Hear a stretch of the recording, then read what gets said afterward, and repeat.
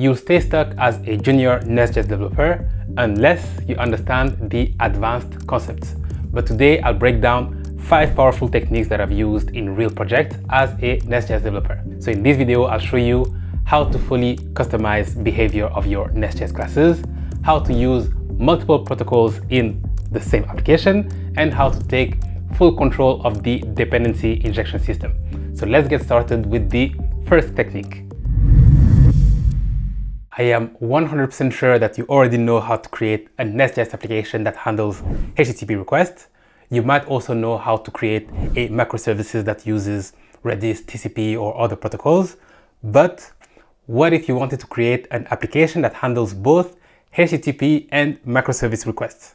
So you can do that by creating a hybrid application. So here is how it works. So you create your application as usual using a root module.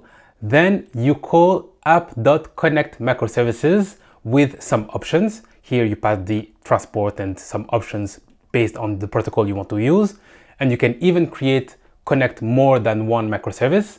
And then you call the app.start all microservices to start all the microservices you've connected previously.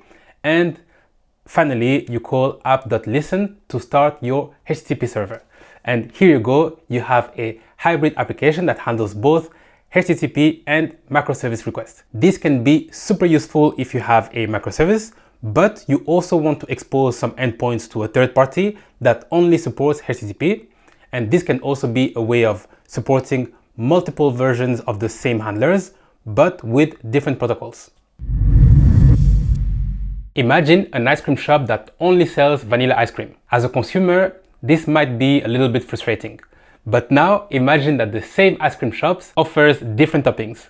Now as a consumer, it's much better because you can pick your favorite toppings. In NestJS, a static module is like the ice cream shop that doesn't give their customer any choice. Dynamic modules, on the other hand, are like the ice cream shop that let their consumer choose how they want their ice cream. And here is how you create a dynamic module in NestJS. You first create a module that you decorate with the module decorator. So far, nothing new. Then you add a static method to the class. The name doesn't really matter, but as a convention, it's usually called register or forRoot. What's special about this register static method is that it needs to return a dynamic module. A dynamic module is simply an object that can have the exact same properties as the one you put in the module decorator. So you have providers, controllers, exports, and imports. But it also has one extra property that is required, which is the module property, which is the name of the class itself. And now to use this dynamic module, you can simply call the transaction module.register static method, which will return a dynamic module, and you can use that anywhere you want in your application. In this case, I've just created an app module that consumes the dynamic module. But how do you make the consumer customize the behavior of the dynamic module? Your static register method can take an options argument. And in this case, I have a useMock and from language to language properties that I can use for some custom logic. So here I can dynamically pick which service I'm going to use based on the useMock property. And then I can use the from language and to language here to customize how my translation provider is going to behave. And then the consumer can pass those options to customize how the dynamic module is going to behave. So here, for example, I'm not going to use a mock service, and I want my translation service to translate from English to Spanish. Now, whenever you see forRoot or register methods in popular libraries like NestJS config or NestJS type-orm, you'll know exactly what happens under the hood. And knowing about dynamic modules will unlock a lot of modularity patterns that you can use in your project. So you'll be able to use patterns like abstract modules or features modules and so on. Senior engineers don't just focus on how their NestJS app runs, they also master what happens before it starts and after it stops. So let me show you how you can take full control of the lifecycle of your NestJS application. When your application starts, NestJS will start by creating instances of your NestJS classes, and it will create a dependency graph. So it will instantiate your module classes, controller classes, and providers. And based on how those classes depend on each other, NestJS will generate a dependency graph with all those classes. then NestJS will start the server to listen to incoming requests. And at that point, your application is running and you can listen for incoming requests and your application will handle those requests. But eventually, your application will stop and it will go into a shutdown phase. And during the shutdown phase, your application will stop the server, so you will no longer be able to listen for incoming requests, and eventually the process of your NestJS application will exit, and that will be the end. But during the startup phase and the shutdown phase, you might want to run some code. And fortunately, NestJS has a feature for that, the lifecycle hooks. Let me show you how it works. So let's start with the startup phase. So in the startup phase, you have two hooks that you can use, the onModuleInit and the onApplication Bootstrap hooks. To use them, you need to implement the onModule interface or the onApplication Bootstrap, or combine them depending on what you need.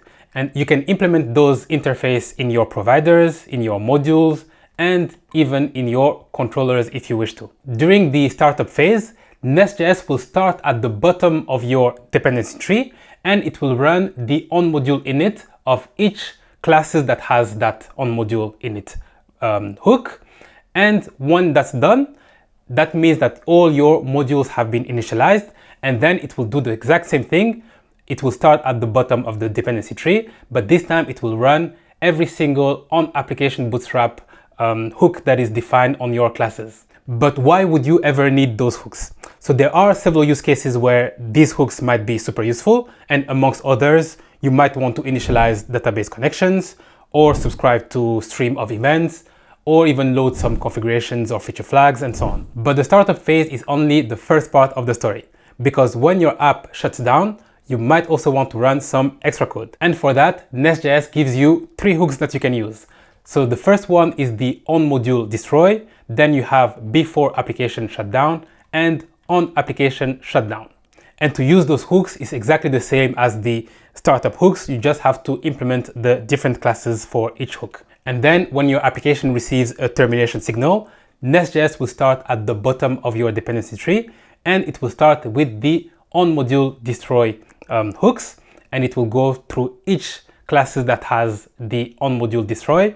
When it's done with the onModuleDestroyed, it will run all the before application shutdown hooks, starting from the bottom all the way to the top once again, and then it will stop listening to incoming requests. Once your application server has stopped, it will then run all the onApplication shutdown hooks method, again, starting from the bottom all the way to the top. And then when that's over, your process can exit, and that's the end of your application. The shutdown hooks can be super useful for unsubscribing from stream events, cleaning up some resources, and of course, closing some database connections. Forgetting to do this kind of cleanup tasks can cause your application to leak resources or cause gradual performance degradation of your web server.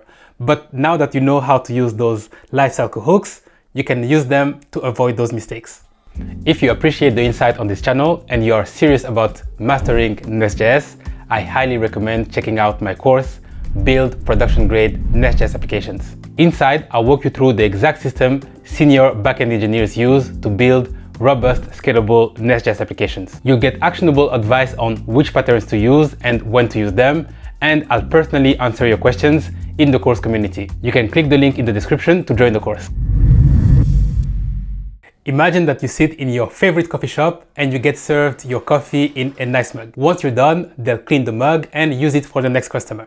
So the coffee shop has a set of mugs that they just reuse over and over again. NestJS works the same way with your classes. When your app starts, NestJS will create a single instance of your classes and it will reuse the same instances over and over again. So this improves performance and reduces the resources used by your application. But now, imagine that you want to have your coffee to take away. So in this case, the barista will give you a plastic cup, and once you're done with your coffee, you'll throw the plastic cup away. And turns out you can do the exact same thing with your NestJS classes by using the concept of provider scope. If you want to use a different instance of a provider for each request, you can use the request scope provider. To do that, you can use the injectable decorator as usual, but this time you'll pass an object with the request scope argument. When you do this, a brand new instance of your request provider will be used every time there is a new request sent to your NestJS application.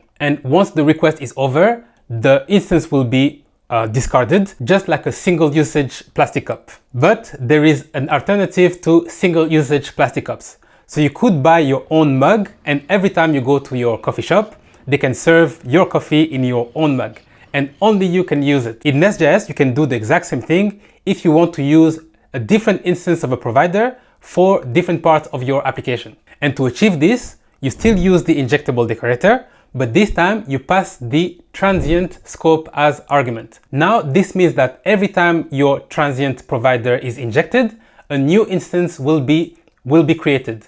And this means that different parts of your application can use different instances of your transient provider. And now you have the 3 different scopes that you can use for your providers.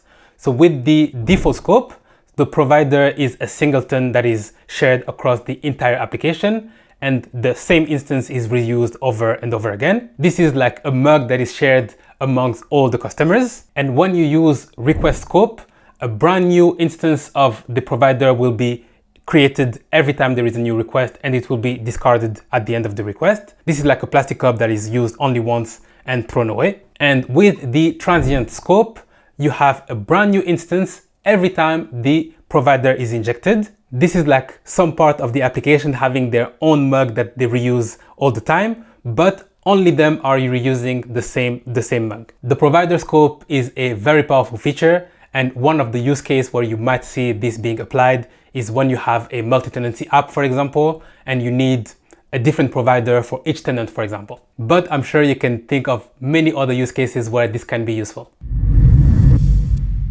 You have definitely used basic NestJS decorators like injectable, controller, get, and so on. But now I'm going to show you how to create your own custom decorators, but with a twist. NestJS already provides a very convenient way to create parameter decorators.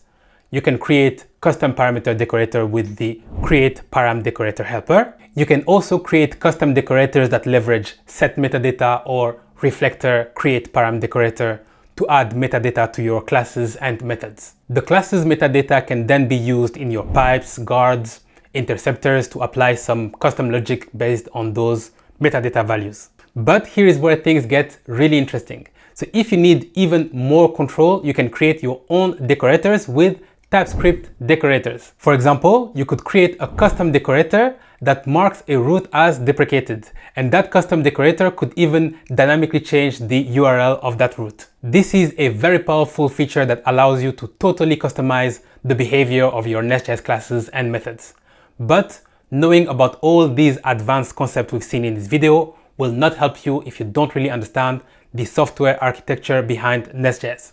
So you can watch this next video where I explain what that architecture is and why it's so powerful.